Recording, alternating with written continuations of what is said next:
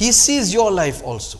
He's saying, he watched it. He knows what's going to happen. That's why I'm asking, no matter what the pressure is on you, you're coming to the season of joy. Do not let the devil rob you of any joy. Have peace.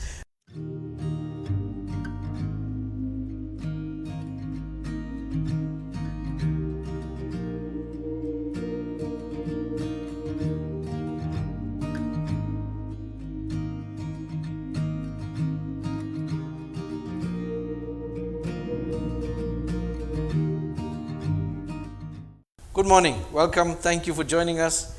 A week to go before we celebrate Christmas. I want to thank you for everything you've done for us during the course of this year. I pray sincerely over your family, your life, and I pray that the Lord will spark joy in your heart despite any other circumstances that may be trying to cripple that joy. Beloved, I received a beautiful message from a wonderful soul a few days ago, and I'd just like to play you a little bit of what she has shared with us. Good evening, Dr. MINESH. I've been all over the place. I'm a Belgian person. I've been here 41 years in the country. Born in Congo. I'm white. Not that it matters, but anyway. I've been a Christian for 28 years. I was saved in a fire in the Eastern Cape, in a nasty fire that shook my whole life, changed my whole life. And I cannot imagine my life without God, really. I was a missionary teacher until 5 years ago. My children are missionaries. My daughter she just finished this week being a teacher in a private Christian school. We absolutely love the Word of God. I have my little church also, but I don't have enough spiritually. I need plenty more. So you give me the spiritual meat that I need. I love my church very much, but to me it's not enough. And I listened to your teachings. I got 4 pages full in my diary with all your teachings. Now I'm busy. I'm introducing all your teachings to a male friend who runs a weather station here. He asked me, Sonia, please send me all the YouTube stuff and all that. So I'm busy with that. And other ladies, friends, sending them all your teachings all over the place. It's excellent, really. I had to cut a little bit because it was a little lengthy, but I want to thank our precious sister Sonia, and I want to say to her, we love you and we treat you as family from this day forward. And just so that you know, a missionary and extended missionaries are benefiting from this platform. And it's not just her. I've shared with you some stuff that coming from the United States and from Jamaica. All these people that are now aligning towards our ministry and becoming part of our extended family, they are people of stature that God has been using to spread His gospel. And very potently, their spirits are growing. And in order for us to defeat the enemy in the last days, we need to give people the strength that they need to build their spirituality. And this is what we are engaged in doing.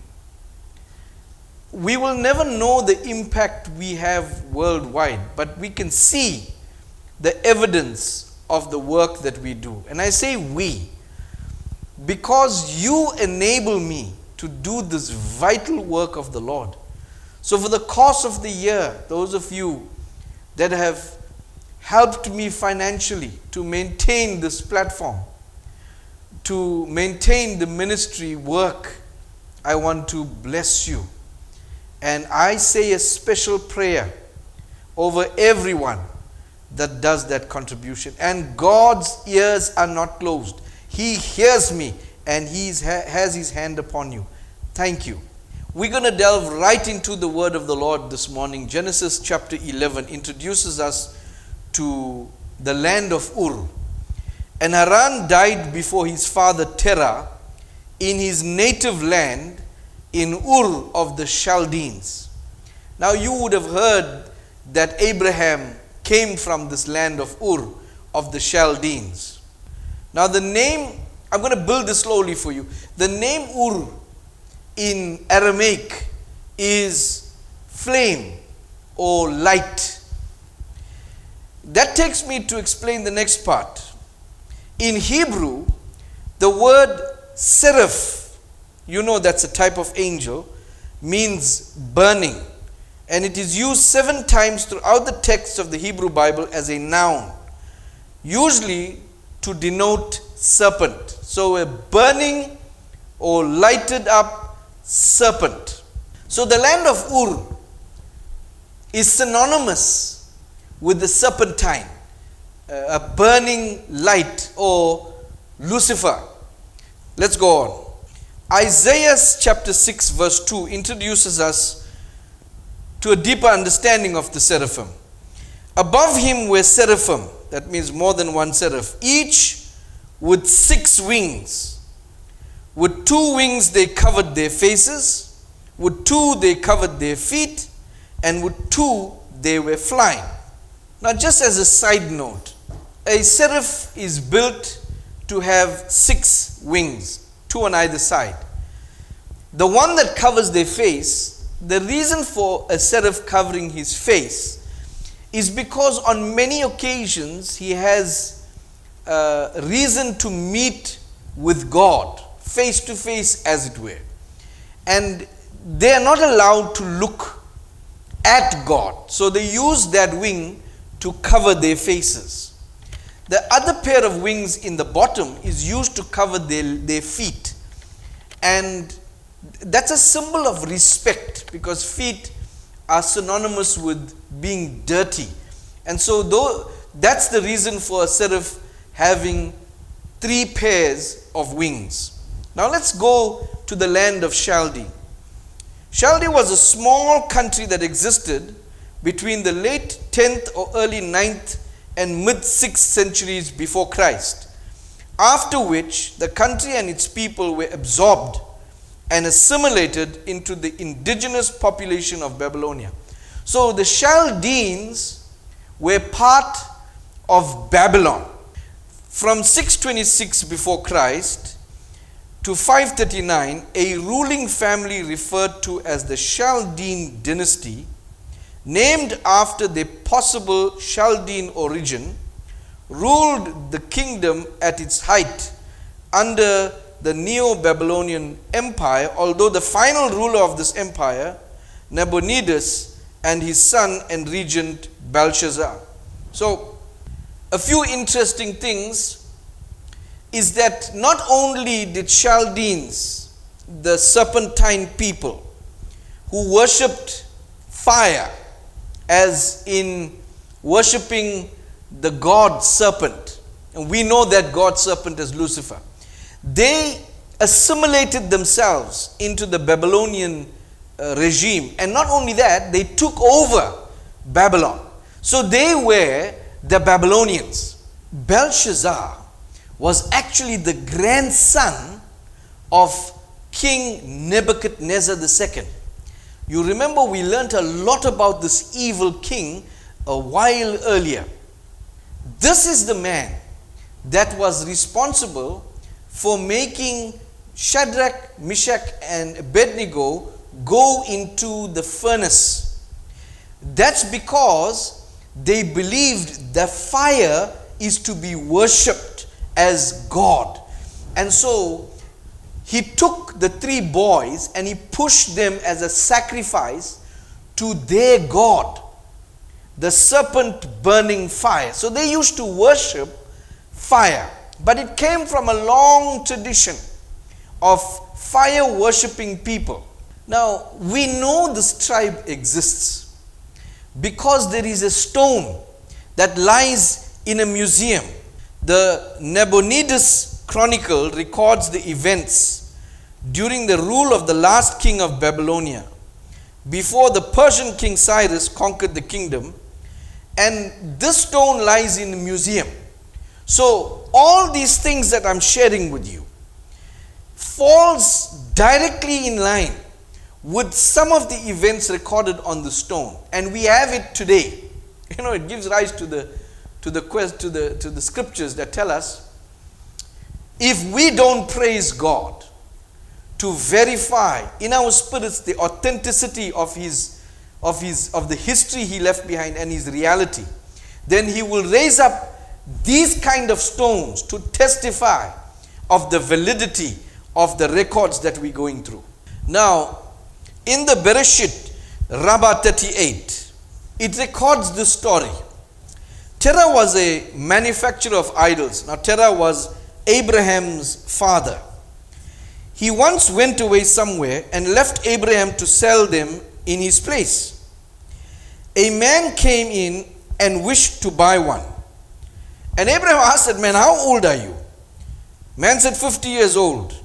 And he said, woe to that such a man who is 50 years old and who chooses to worship an idol which is only 1 day old. Now Abraham said this, on another occasion, a woman came in with a plate full of flour and requested him, take this and offer it to them.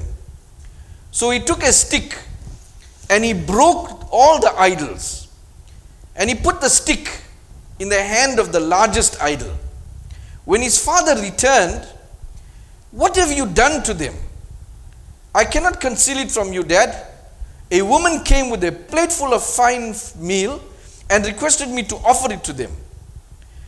One claimed, I must eat first, while the other claimed, I must eat first. So Abraham was sort of mocking his father, and he said, you know, this lady came with a bowl of flour, and there was a fight between the idols who wants to eat the flour. And the biggest one smashed all the other idols, and he wanted to eat. So that's why all the idols are smashed. And then Terah said something to Abraham, why do you make sport of me? In other words, why are you mocking me? Have they any knowledge to do this sort of thing?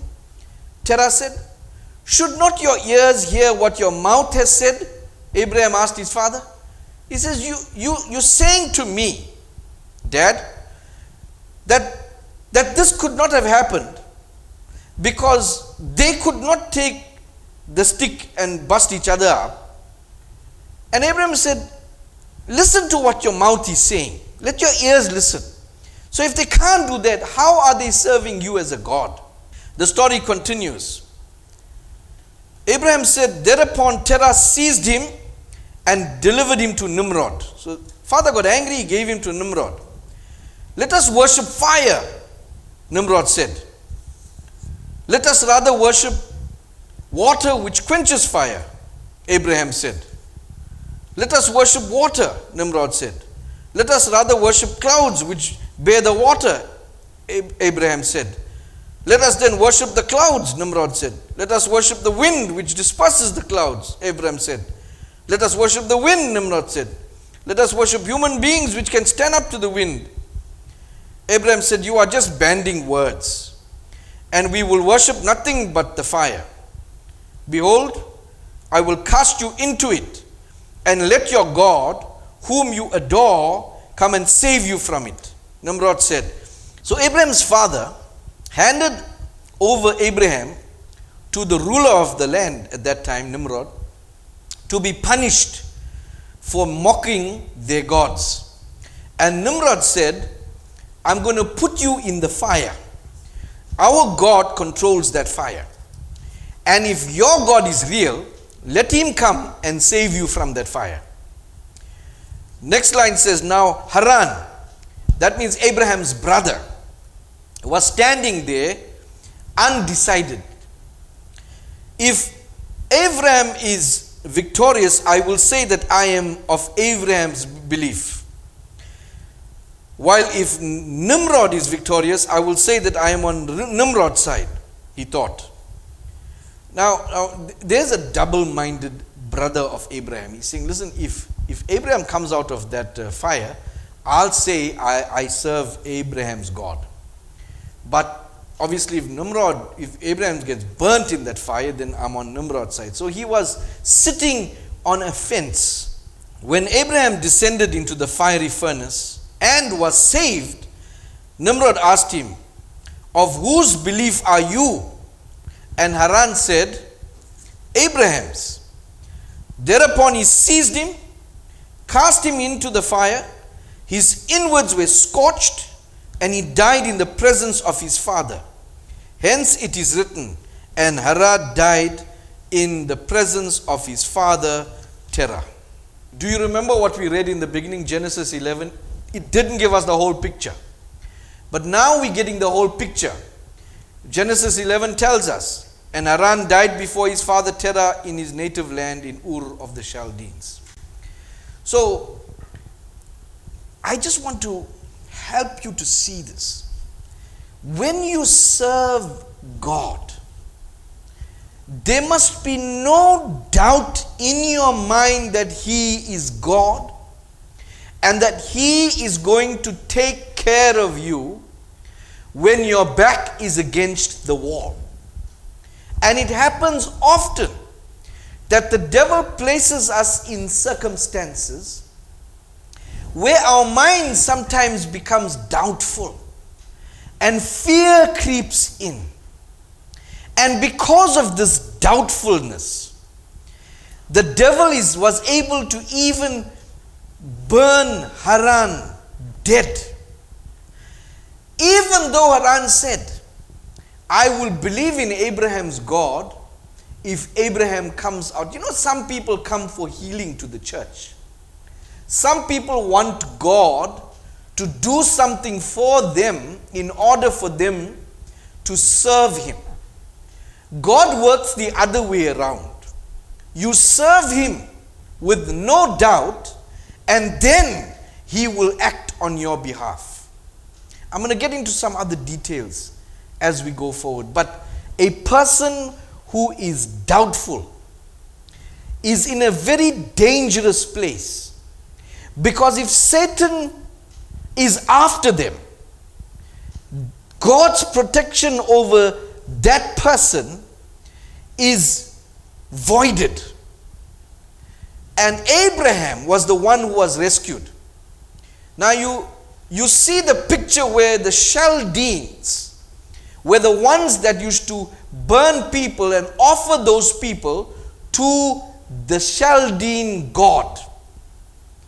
So when something is offered to a Chaldean god, it usually requires a fire kind of offering in line with the burning serpentine. So who are these people actually worshipping? A burning serpent. Now you remember the story of Molech.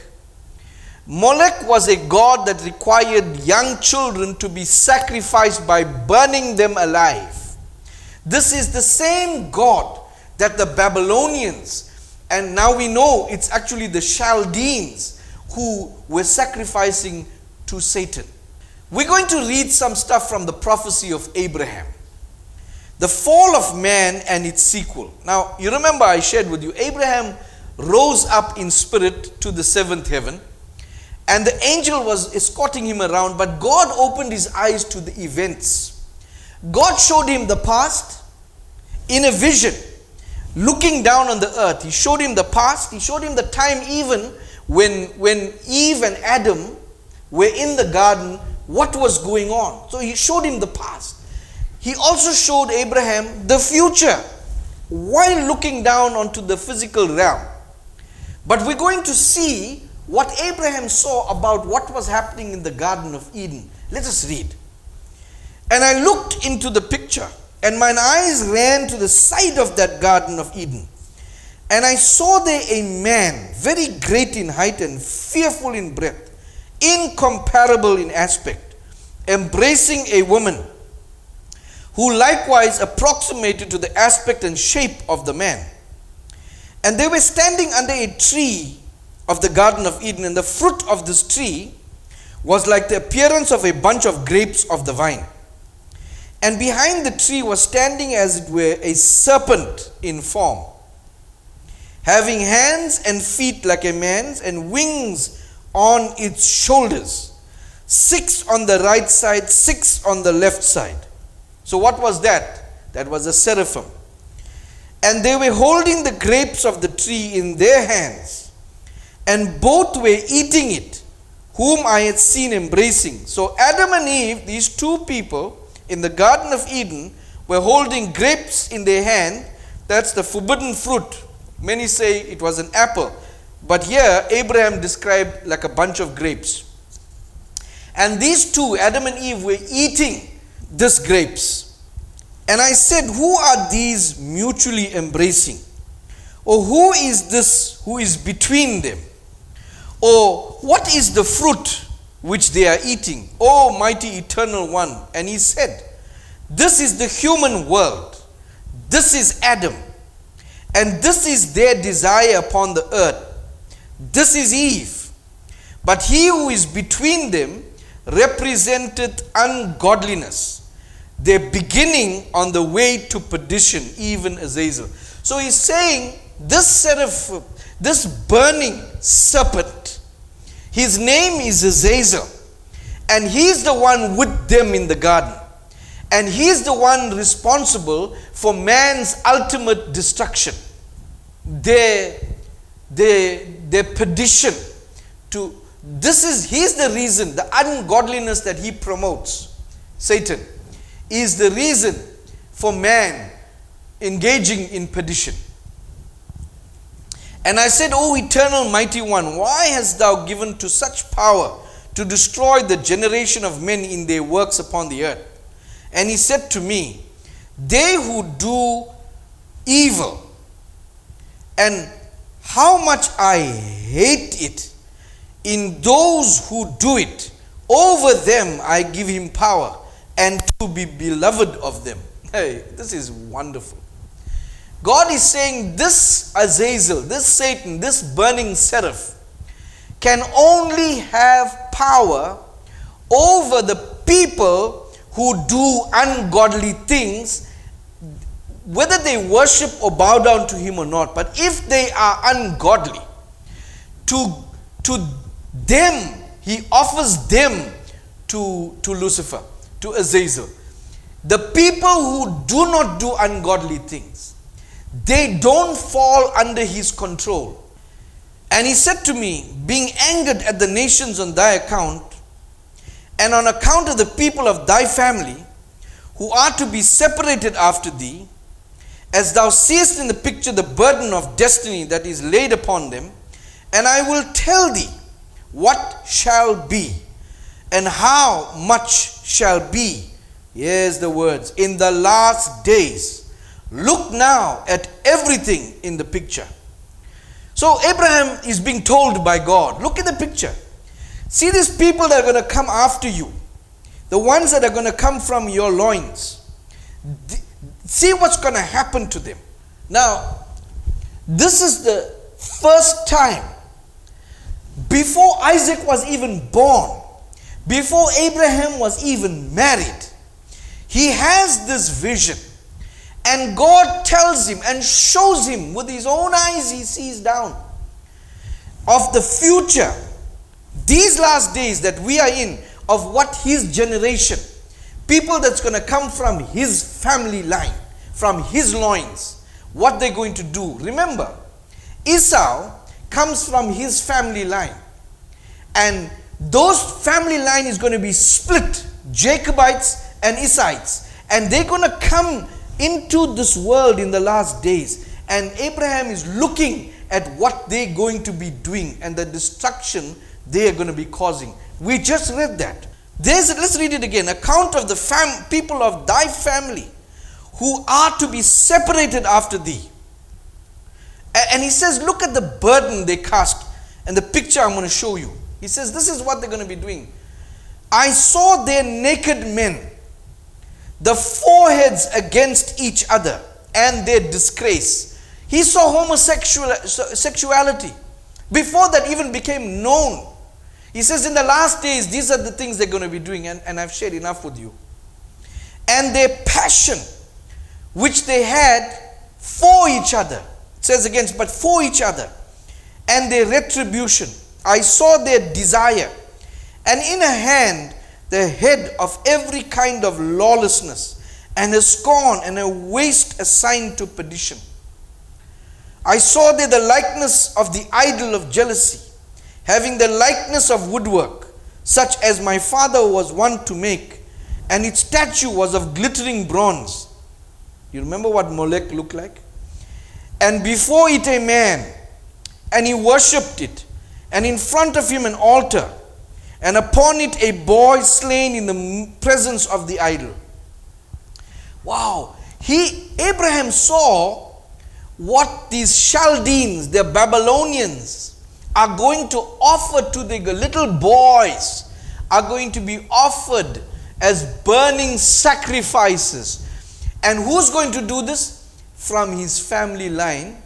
Well, it wasn't from his family line at that time, but his family line came after. In the last days, they're going to be doing what the Chaldeans were doing. You know, the next thing, Abraham had an occasion to speak with God. So he said, let me ask him. He says, why is sin allowed to be committed? And I said, O mighty one, wherefore hast thou established that it should be so, and then proclaim the knowledge thereof? Abraham is saying, Lord, but you know this is going to happen. Why did you even allow sin to even happen in the first place?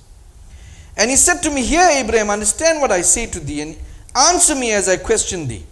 Why did thy father Terah not listen to thy voice?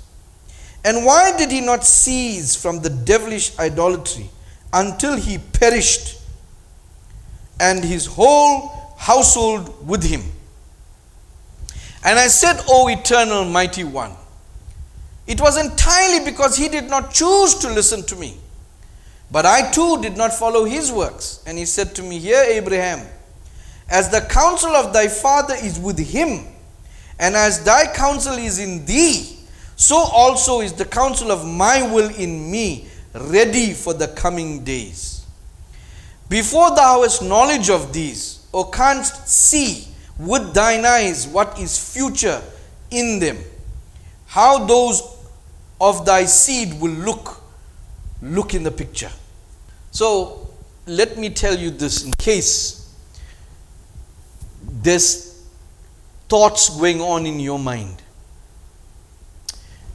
You know, when I preach this gospel to you, when I share truth with you, every person, God told Abraham this. He says every person's counsel is within himself. So every person must make his or her own choices. And depending on their choices, God says even I have to make my own choice. This is how I made man, with free will. That's why you can't force anybody to hear what you're saying. You can't convince anybody. They must choose. And depending on the choice they make, will depend whether they go to with Satan or they are saved. So all we can do, you and I, is to spread the good news of Jesus Christ. Leave the seeds scattered. And thank you for helping me to do that. Even with your friends, leave the seeds scattered. And those who choose to listen, praise God, they will be saved, because every person has free will. I'm going to introduce you to another relic of old. It lies at the moment in the Louvre Art Gallery. It's called the Misha stone. The Misha stele or stone, also known as the Moabite stone, is a stele dated around 840 BC, before Christ, containing a significant Canaanite inscription in the name of King Misha of Moab. a king located in modern-day Jordan. Misha tells how Chemosh, the god of Moab, had been angry with his people and had allowed them to be subjugated to the kingdom of Israel. But at length Chemosh returned and assisted Misha to throw off the yoke of Israel and restore the lands of Moab. This is another stone that is raised up to praise God. This is written so many hundreds of years ago. And it's actually thousands now. 800, that's the age of the stone. And they inscribed there the happenings during the time I'm talking about. So we dealt with the Moabite tribe. Now let's deal with the Ammonite tribe. Ammon was an ancient Semitic speaking nation occupying the east of the Jordan River. The chief city of the country was Rabbah or Rabat Ammon, site of the modern day Amman, Jordan's capital. Milcom and Molech are named in the Hebrew Bible as the gods of Ammon. Now, here you see where the Chaldeans, or what they have adopted into their culture. They adopted the god Molech, the sacrifice of children, burning things, burning seraphs. So, these two people, Moab and Ammon, were all part of the makeup of Canaanites, and Babylon was the precursor to their existence. Archaeology and history indicate that Ammon flourished during the period of the Neo-Babylonian Empire. This was the period that Nebuchadnezzar II was king. Now there's a king called Eglon. He was the head of the confederacy of Moab, Ammon, and Amalek in the assault on Israel. So these tribes, which was part of the land of Canaan now, they were the ones that really attacked Israel. Now, Amalek was one of the grandsons of Esau. You remember the other grandson we spoke of was Zepho. This is the other grandson that didn't travel to Egypt and to Greece. This son remained in the land of Canaan, Amalek. And he became a thorn in the side of Israel. When you go through the Old Testament and other ancient scriptures, you see these tribes, the Ammonites, the Moabites, and the Amalekites, they killed many Israelites, and they were preventing Israel from taking over the land of Canaan as God promised Abraham. Even one of Abraham's descendants now, Esau, came from his family line. They were part and parcel of the people who were worshipping Molech. We go back to a section called his descendants. According to a legend in the Midrash, this is about Eglon the king. The two Moabite women from the book of Ruth, Orpah and Ruth, were sisters, and both were daughters of the Moabite king Eglon. I want you to see how the ancient cultures, these people we even read about in the Bible, they were Moabite women. Genesis chapter 14. Then they took all the goods of Sodom and Gomorrah and all their provisions and went their way.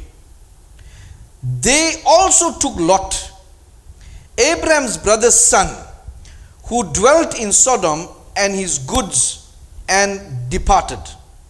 Now when Abraham heard that his brother was taken captive, that's actually his nephew, he armed his 318 trained servants who were born in his house and went in pursuit as far as Dan. He divided his forces against them by night, and he and his servants attacked them and pursued them as far as Hobah, which is north of Damascus. So he brought back all the goods, and he also brought back his brother Lot and his goods, as well as the women and the people. So I'm skipping here because I want to introduce you to who Abraham was. When Abraham was leaving the nation where he grew up, the land of Ur, he was convinced to take Lot along, his brother's son, because his brother was burnt now in the fire. So Lot was stranded. And so Abraham adopted Lot and brought him along. And so he regarded him as family, obviously. And he was protective over Lot. And Lot went and settled, as you know, in Sodom and Gomorrah, in the city of Sodom. And God had a plan to destroy the city. And before that happened, these kings, they came from the foreign land, they came and captured the people from Sodom, and they took Lot. So Abraham gathered a group of his men, 300, and he went in pursuit of these captors. And he destroyed those captors and he brought back Lot. So Lot and his whole family came back because Abraham rescued them. Now let's read the second intervention. Abraham intercedes for Sodom. Then the men rose from there and looked towards Sodom. That's the angels that came to visit Abraham. And Abraham went with them to send them on their way. And the Lord said, "Shall I hide from Abraham what I am doing?" Then the men turned away from there and went towards Sodom. But Abraham stood before the Lord. And Abraham came near and said, "Would you also destroy the righteous with the wicked? Suppose there were 50 righteous within the city." And so there was a conversation between Abraham and the two angels. And if the Lord is going to destroy, what if we had 50 people? What if we have 10 people, 20 people? What if we have 10 people? Then the angel said, okay. God says it's okay. If there's 10 people, we'll save them. And so that's when they went in, because who Abraham was actually trying to protect in that city? He was trying to protect Lot. And the angel listened to him, or God listened to him. And you know the story, they went in and eventually they saved Lot and his two daughters, and his wife turned around and she turned into a pillar of salt. And we know how that happened because I taught you that earlier on. It was not, it's a physical or a physics reality that volcanoes produce salt pillars, and that's what came and sprung up from the land and burnt that whole city. So these two daughters and Lot, they got saved from the burning sulfur and they ran away into the mountains. So we see on two occasions that God or Abraham interceded on behalf of Lot. Once he took his men and he went and fought for Lot and saved him. The second time, he asked God to spare Lot. So God tried to get rid of Lot twice. Both occasions, Abraham stood in the gap.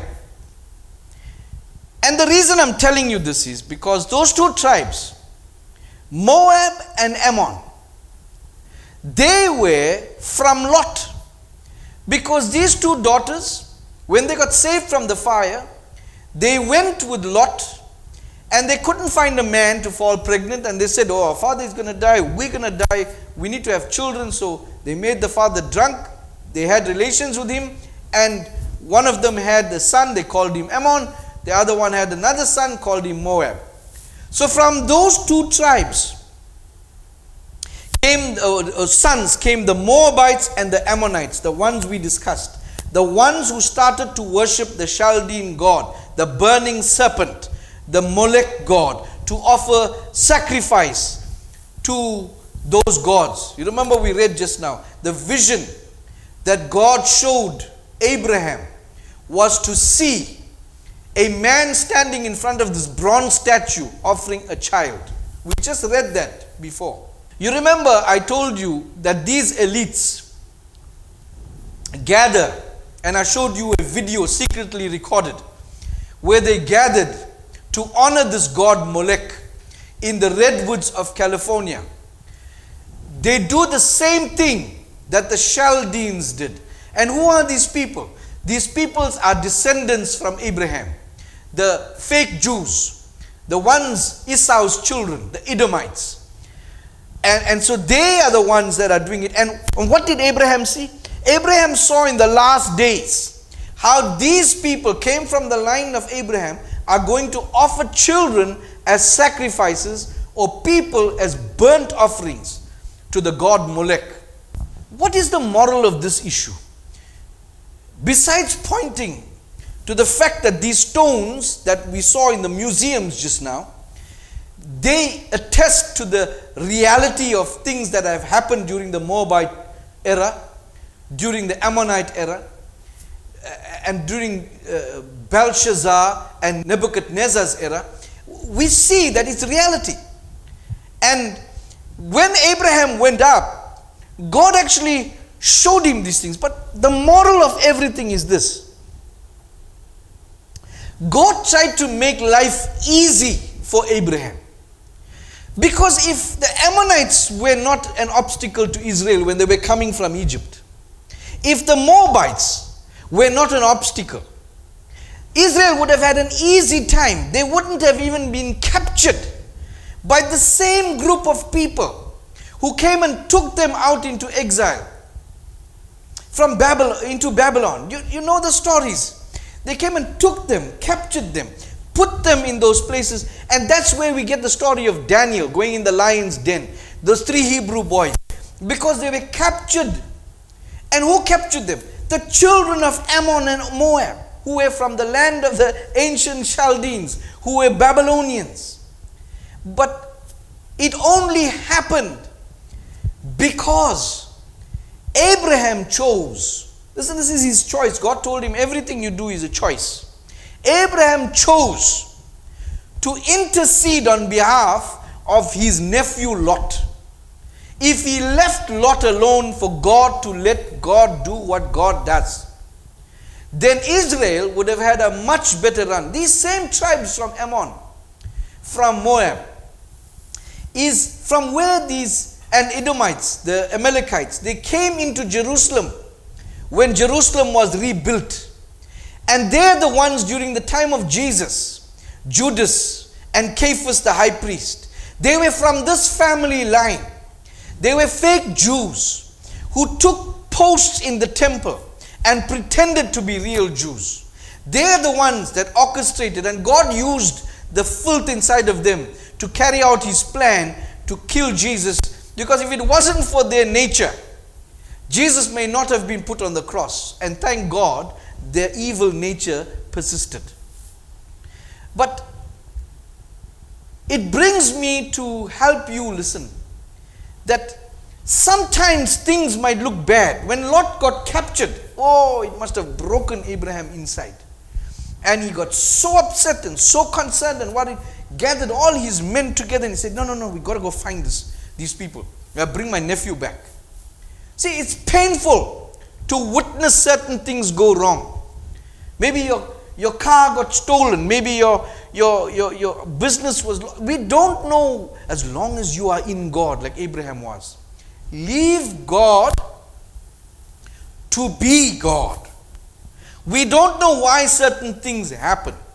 But we do know that if we are in God, no weapon formed against us can prosper. The devil cannot raise up any standard against us. So our prayer must always be, let thy will be done. Even if you think you know better, leave it to God. I lost 2 jobs, good jobs. It wasn't even my fault. At that time, my heart was broken. Lord, I need to take care of my mom and my family. But God was setting the platform for me to stand by this pulpit today, some 30 years later, to help you have a deeper relationship with God.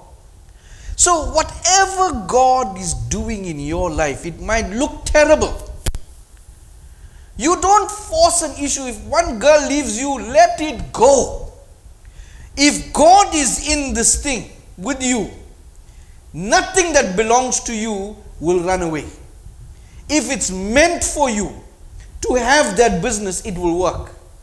If you love God, that is. If you honor God with everything that you are, He will make sure that every plan of His in your life comes to pass. You cannot see the full picture. Abraham was looking down and seeing that God already knows the present, He knows the past, He knows the future. He even showed Abraham what's going to happen in our day. I mean, that was 2,500 years ago. I mean, more than 3,000 years ago. 3,500 in fact. He was talking to Abraham and telling him what is going to happen today, while you and I standing here today in the last days. So don't be moved by any changes happening in your life. It means if you love God, if you are His, if God is your everything, and you worship Him truly in your spirit, any changes that are taking place, let it happen. Because God is in control always. He hasn't left the throne. Now I want to take you to the reality of the prophecy. And I've been showing you clips, and I want to show you the latest clip that one of our members, they're very astute. All our followers, all our members are very astute. One of them sent me this clip. That looks great, thank you. What you want in a pancake is to have the consistency of young human flesh. It's spongy, it has life to it. You're with a guy with brightly colored undergarments, and you got soft human flesh in front of you. You're in a weird place. I'm looking forward to this. This is really, really going to be a great pancake.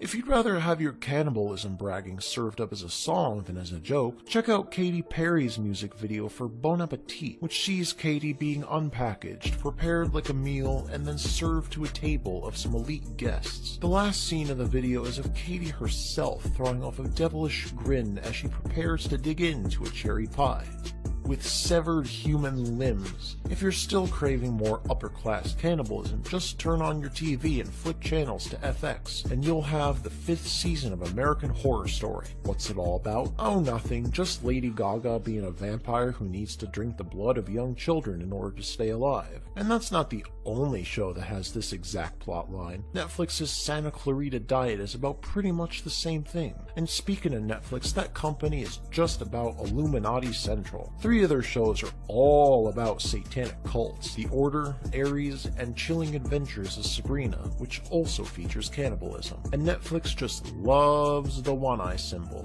Loves it. Hell, I just snapped this from their recent Chris Hemsworth action movie Extraction. It's about time someone really talks about the elephant in the room here. Disney is a company that's entrenched up to its eyeballs in pedophilia. Former child stars Ricky Garcia, Jordan Pruitt, and Bella Thorne have all leveled sex abuse allegations against Disney. And let's not forget, ex-Vice President Michael Laney was convicted of child abuse last year. So was Disney's music publishing director John Healy. And there have been a lot of Disney employees busted for child porn. And then there was the case of child molestation on Disney cruises, of which employees were ordered to keep quiet about. And guess where those cruises made snorkeling stops? Little St. James Island, the luxurious private island of this guy, who most certainly did not kill himself. Speaking of Epstein, Disney chairman Richard Cook was among his Lolita Express flight passengers. Disney also has quite the affinity for the boy lover symbol, which appears on the Blue Lion character from Disney Junior's Elaine F. Avalor on this CD for the Jungle Book, and as part of the It's a Small World ride at Disneyland.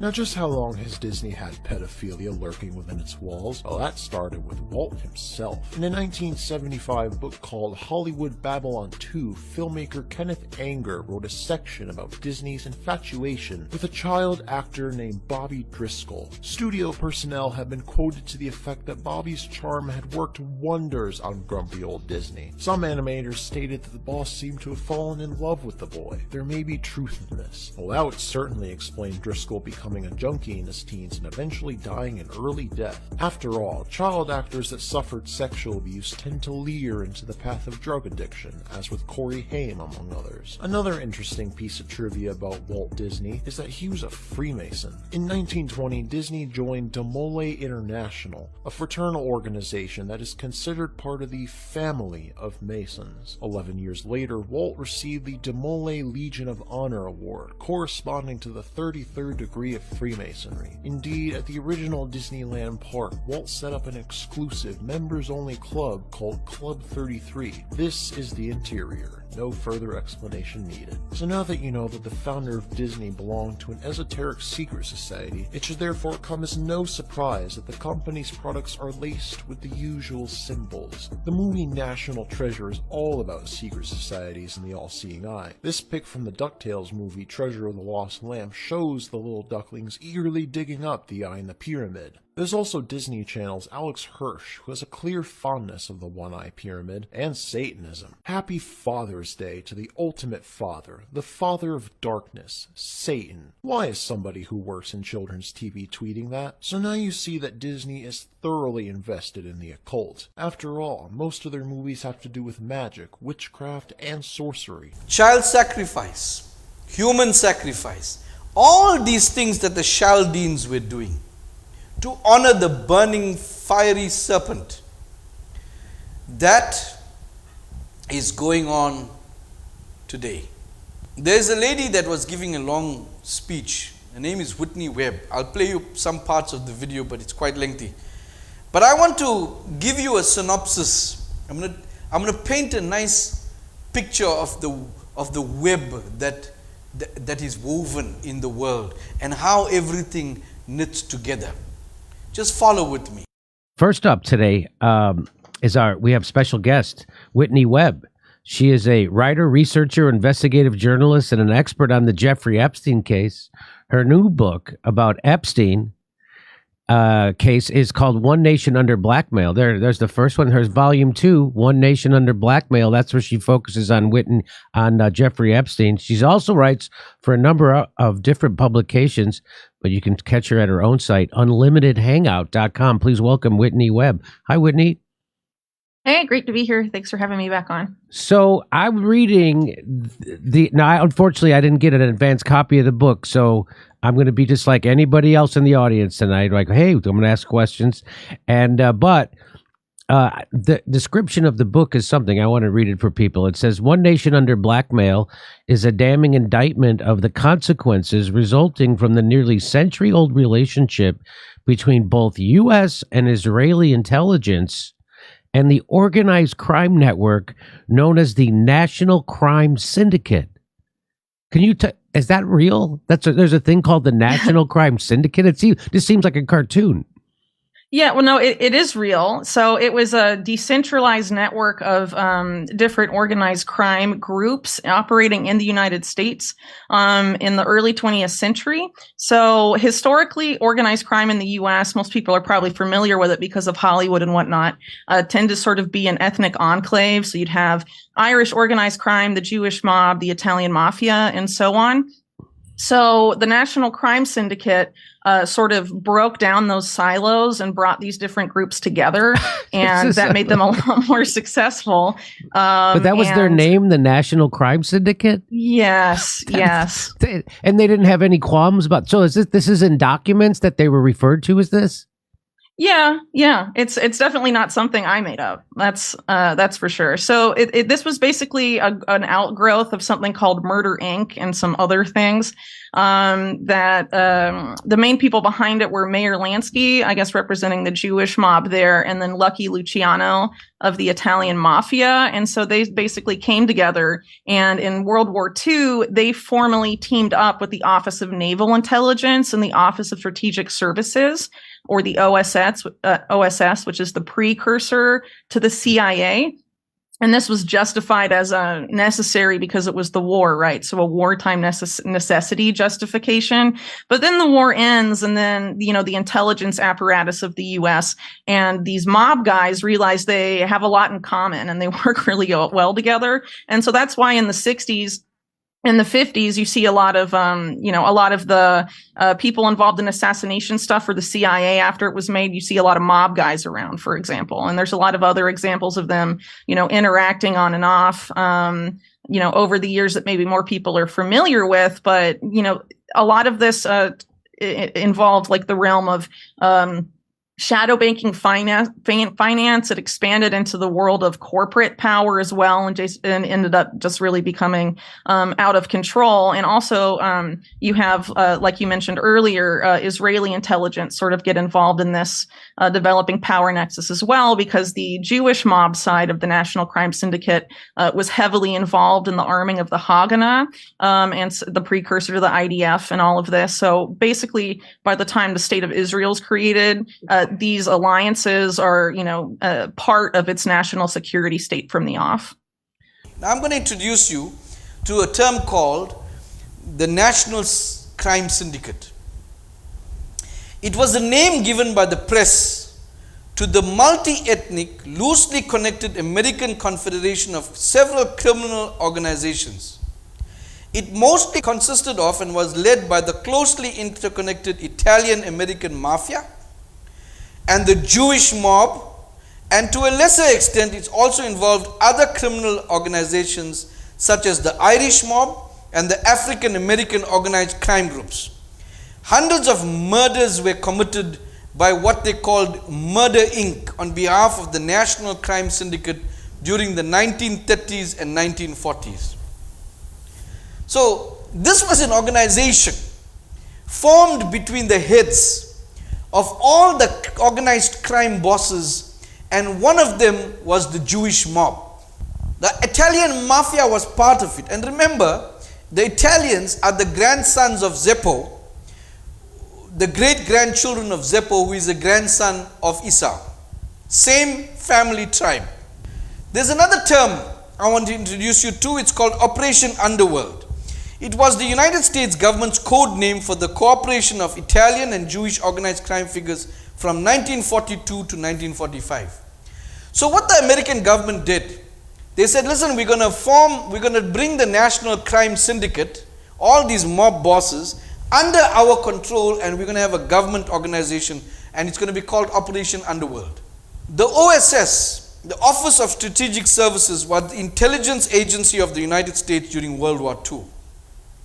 The OSS was formed as an agency of the Joint Chiefs of Staff to coordinate espionage activities behind enemy lines for all the branches of the United States Armed Forces.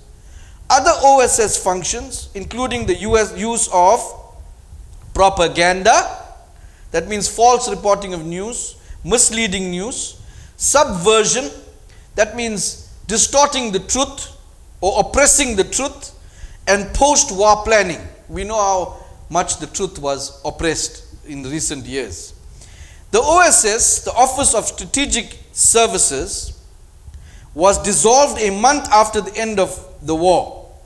Intelligence tasks were shortly later resumed and carried over its successors, the Department of State Bureau of Intelligence and Research, INR, and the Independent Central Intelligence Agency. So what is the Central Intelligence Agency if we look back now?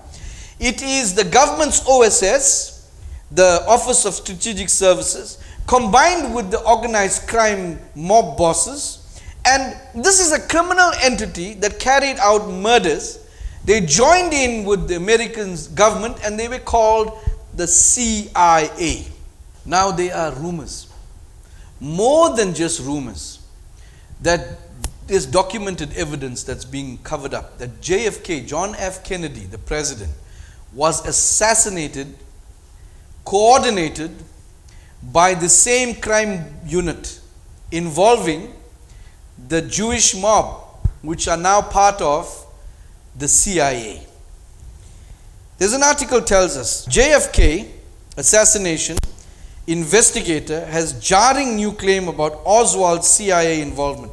So Lee Harvey Oswald, the man that killed John F. Kennedy and shot him dead, famous video footage, he was part of an operation by the CIA. The article tells us the CIA holds documents that show presidential assassin Lee Harvey Oswald was involved in an intelligence operation before the assassination. Morley claimed that the CIA operation involving Oswald took place in the summer of 1963, 3 months before the assassination. So CIA was working with this Oswald, and they were training him to be part of this operation to get rid of John F. Kennedy. Now, this Oswald family was the third cousin of President Theodore Roosevelt and a distant cousin of General Robert E. Lee. Both these men, Roosevelt and Lee, were both Freemasons. Now, to clean up the operation, where Lee Harvey offered himself as a sacrificial lamb, I don't know whether he didn't know it. But after they arrested him and they put him in jail, it so happens that a man named Jack Ruby goes up to him and shoots him point blank dead, obviously to shut him up. Now this man that shot him dead, his name is Jack Leon Rubenstein, Jew, was an American nightclub owner and alleged associate of the Chicago outfit, this is the mob who murdered Oswald on 24th of November 63. 2 days after Oswald was accused of the assassination of Kennedy. Various critics who suggest that Ruby was involved with major figures in organized crime and that he was acting as part of an overall plot surrounding the assassination of Kennedy. Here's a speech that got Kennedy assassinated.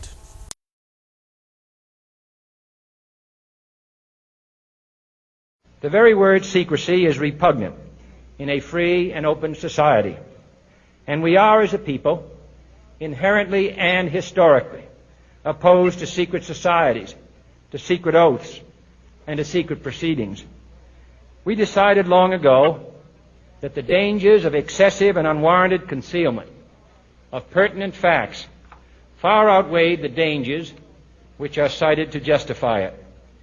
And there is very grave danger that an announced need for increased security will be seized upon by those anxious to expand its meaning to the very limits of official censorship and concealment. That I do not intend to permit to the extent that it's in my control.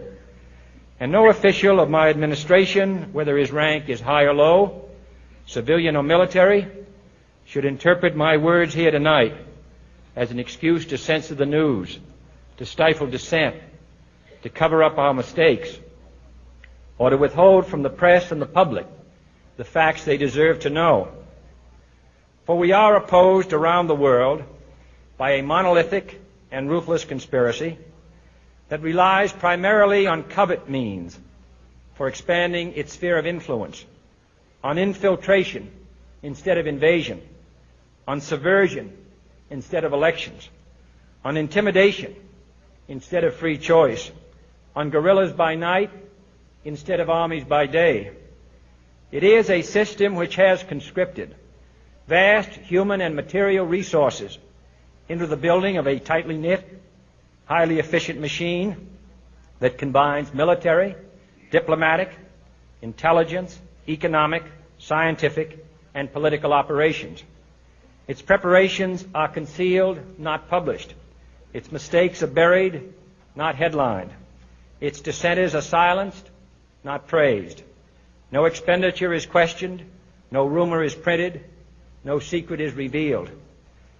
I am not asking your newspapers to support an administration, but I am asking your help in the tremendous task of informing and alerting the American people. For I have complete confidence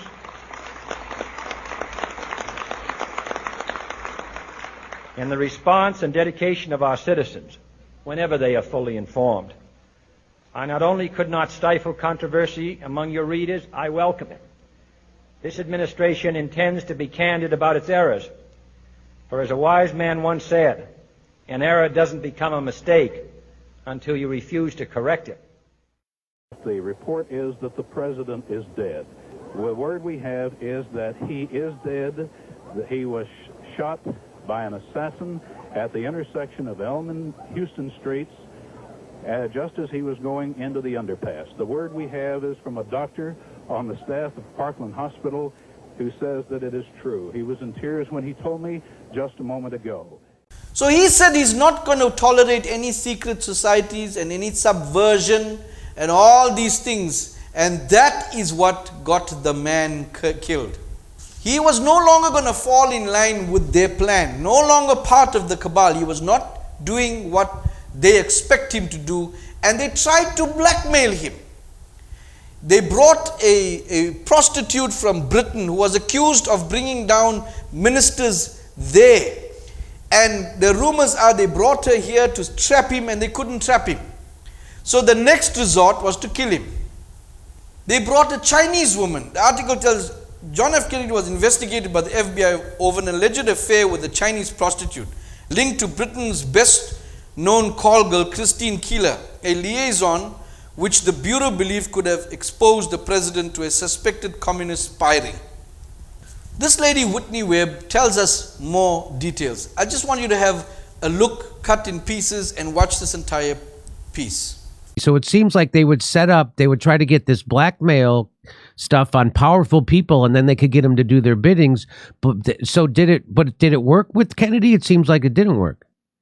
No, it didn't really work there because it was exposed to an okay. extent, the operation, and traced back to British intelligence. So there was a very sloppy cover-up where Mariella Novotny, who was the name of the girl, was how she was allowed to flee the country with the apparent help of U.S. intelligence, because at that time there was a very cozy relationship, I guess you could say, and there arguably still is, between U.S. and British intelligence, right? This lady has written 2 books. Very powerful, very informative, very in-depth. And just so that you know, the first part, she's trying to tell us that the plot to blackmail him failed. One of the things that really surprised me when writing this book is how sexual blackmail pops up over and over again in various big events and scandals in U.S. history. And so part of what I'm trying to show, and a big reason why I wrote Volume 1, is to really break apart the mainstream media narrative that Jeffrey Epstein was an anomaly, that his behavior was exclusive to him, and now he's dead, so none of this stuff it doesn't matter anymore. This is a type of activity that has been done over and over and over again in our political system, and it was it was a move, and it's a type of operation really that was perfected first by the mob. This was a common technique was used by the mob, the Jewish mob, the organized crime unit, which now is incorporated into the CIA. These people even took over the Democratic Party in New York from those days after the World War II. This is more from the description of the book. It says this book specifically explores how the nexus between intelligence and organized crime directly developed the sexual blackmail tactics and networks that would later enable the sexual blackmail operation and other crimes of deceased pedophile and sex trafficker Jeffrey Epstein. Other books on Jeffrey Epstein focus on the depraved nature of his crimes or his wealth and his most famous politically connected friends and acquaintances, but this book, in contrast, reveals the extent to which Epstein's activities were state-sponsored through an exploration of his intelligence connection. So tell me about, so when the Pizzagate thing happened, right? When Pizzagate broke, that story, I didn't pay much attention to it, but what did catch my eye was what I thought was an overreaction to a bunch of people online saying that there was a sexual pedophile ring in Washington, D.C. And I'm like, well, first of all, that sounds completely reasonable. To assume that there's a sex pedophile ring servicing powerful people in Washington, D.C. That's not crazy to think that could happen. They overreacted to that. Just like Seth Rich, if you even mentioned it, you were banished from society. You couldn't ask questions about it. You couldn't cover it. You couldn't do anything. And I was just like, what is going on? Why are they overreacting to this Pizzagate thing so much? Why do they have to? Why is that? And then you find out it's because there actually is a pedophile ring happening, and it's sponsored by the intelligence community. And it involves a bunch of really powerful people, like part of the royal family and Bill Clinton and people and Hollywood stars and people like that go to Jeffrey Epstein's island and have sex with kids. And we know this for a fact, and there's a flight log.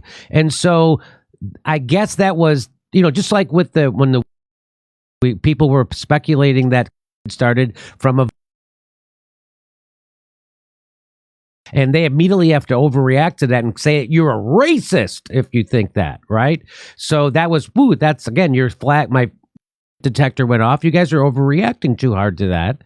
And so what you are saying is that Jeffrey Epstein isn't a one-off. This isn't some anomaly inside of our culture. This is a regular classic CIA psyop, or it's classic CIA program to do this. This is how they get powerful people under the CIA's control to do their bidding. And the last thing we hear is that Jeffrey Epstein was not an anomaly. This Jewish man was working as part of the mob trick, the MO they use. He was used to bring women from wherever, move them around, children. He was used to blackmail politicians, important leaders, tape them, and then use that against them so that they can now control them. They did that to Edgar Hoover, the longest serving FBI director. He was photographed having relations with his male aide. The man never married. And they used that photograph to blackmail him. In fact, in his entire 40-year career as the FBI director, he never once went after any organized crime. In fact, there was something called a Page scandal in 1983.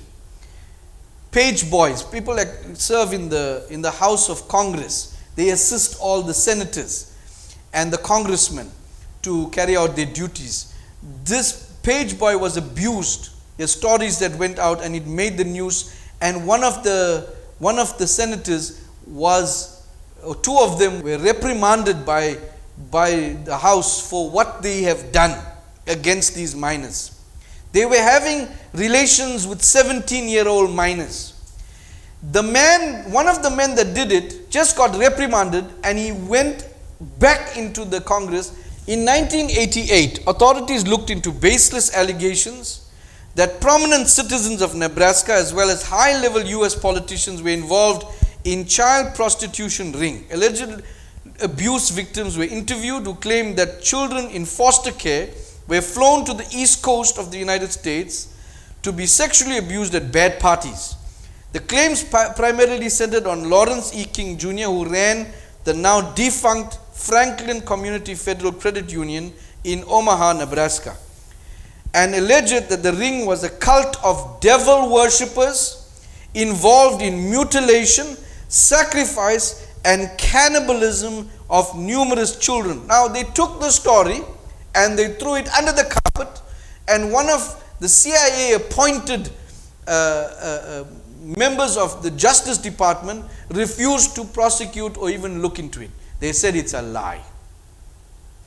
I want you to see how the Babylonian from the land of Ur have come down just like Abraham saw in that vision. And they're doing exactly what Molech wants. The reason I'm telling you this is because I'm showing you the details of the web. Abraham would not have known. History books would not have known from which exact tribe these people will come and exactly what they will be doing.